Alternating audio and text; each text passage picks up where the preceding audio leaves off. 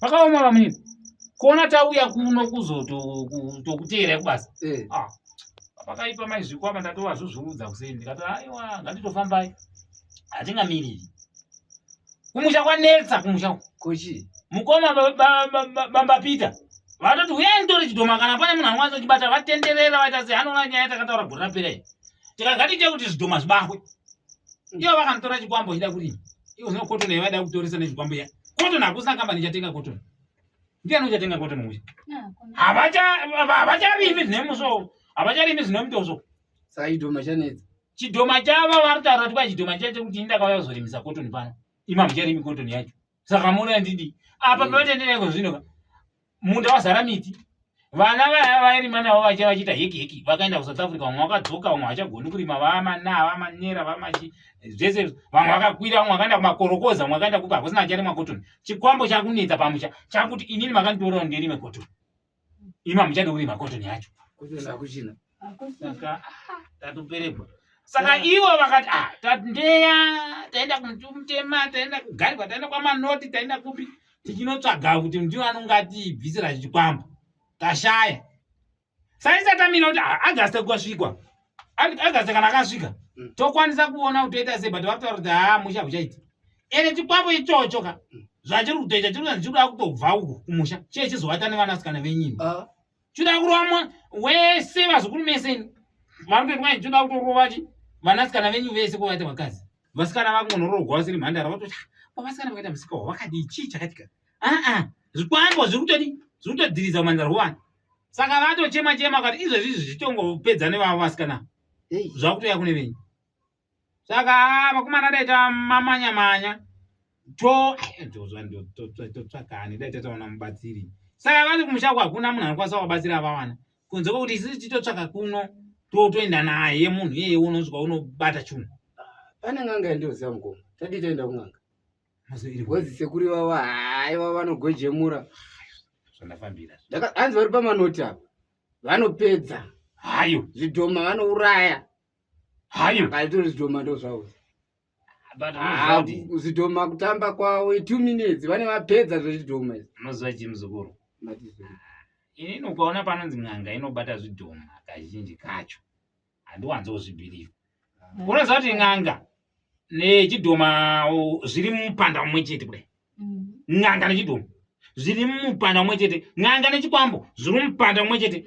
N'anga inogona kutouya kumba kwako iwe yotokukumbira chikwambo chako. Ndokumbira chikwambo ndodzura pakachongwa. Saka mukoma muri kuti maane rimwero nechidhoma chabva zvikwanditi. Ndikuzama kukuonesa kuti tikati tite zvokutora n'anga inonosvika yokutora chikwambo chacho yabva nacho.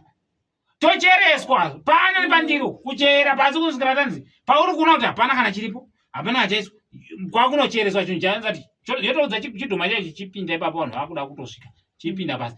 Saka ini ndinoona kuti muprofita unoita zvemvura, muprofita unotaura nedenga, muprofita unoziva Mwari. Tikaona muprofita tomupa basa, muprofita basa wobata chinhu tonyatsa kuziva kuti iyo zvino vana vakuvata iye muridzo wechinhu akutaura chinhu chakapa china.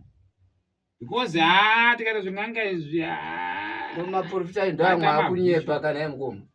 Ayo paripo vamwe tikaona umwe mabhishopu tikaona makristu kana machiva vanobata basa. Aripo bhishopu Masimba baba Zvikove kuya kwandakaenda ndaenda kumusha paya namama paya.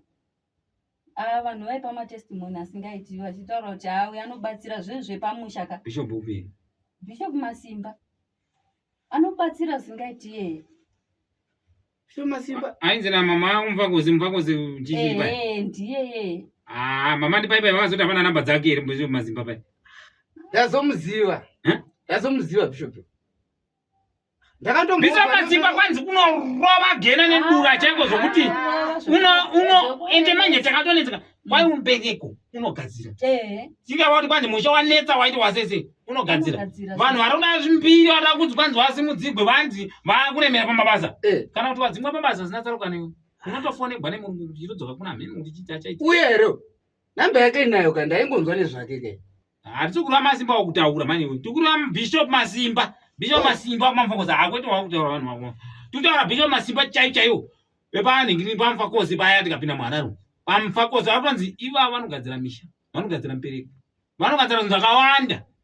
ende ivamo tivada kuti tikavabata tovavhunza tine chidhoma chedu izvi nechikwambo chanetsa kumusha zvida kunobviswa bishopu vavo ndakava mai vakataura ndobva ndavahwa futi vakataurwa paredhiyo bishopu yo vatonzi aiwa pane vanhu avatonetseka chaizvo chaizvo vakavagadzirira kana zvori kwai muri kubigwa pamusha zviya zvori mabigwa aiwa kwaiwa haiwa vanopedza basa bishopu mazimba ndakavahwa namba yavo ndinayo ka ndakaiwa paredhiyo ndakatomboitsota mufoni mangu ndakaiwa paredhiyo tuna bishopu masimba kumfa kosi chokwadi ndivavo vandakanzwa paredhiyo sho ndakavanzwa paredhiyo ndakanditarise ndiri namba yavo kuti aisiyo ndinayo mufoni mangu ndakavanzwa paredhiyo vachitotaurwa ini achinzi kana mheni vanobvisa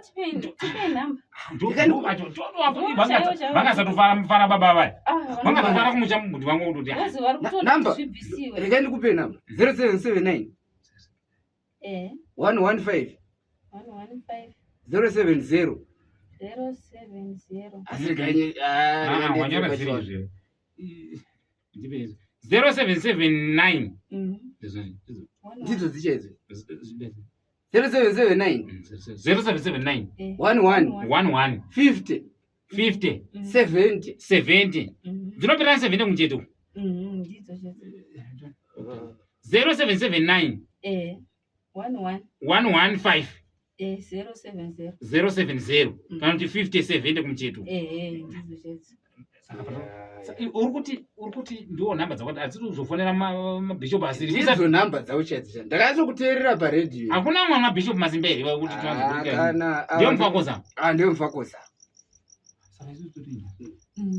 plus panzi 50 70 makati ndio ndawaziva ndawanzwa paredhiyo vachitaurwa vanopedza basa kanza kana chitsinga vamisi sematomboti gumbo renyu mukatoita ipapano vanotosota cheko asi pang'anga ndandatorasika paya kuiwangwa chigorasika pang'anga yechizoraasika ndandatorasika bishopu vanopedza musha kwaita mubobobo wakaipa uri kuboba vana vemweni wazvo aino vanopedza manje zvidiki manje ndakawanzwa paredhiyo achitaura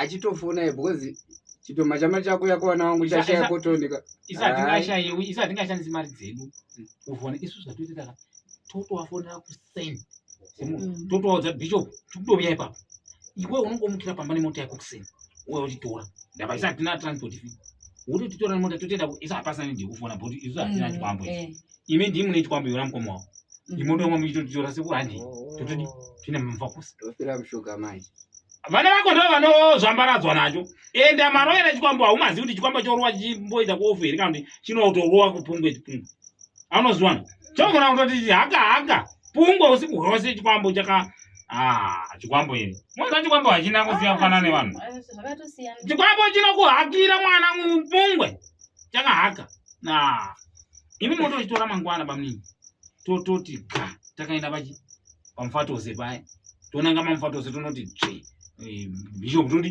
totopedzana navo pamufatose totovatora toenda navo kuti vanobvuma kuti vanobvisa chikwambo chisiri panzvino vanobvuma totoenda navo totovakwidza toenda navo kana nemota yakwe toita yake usi zobuda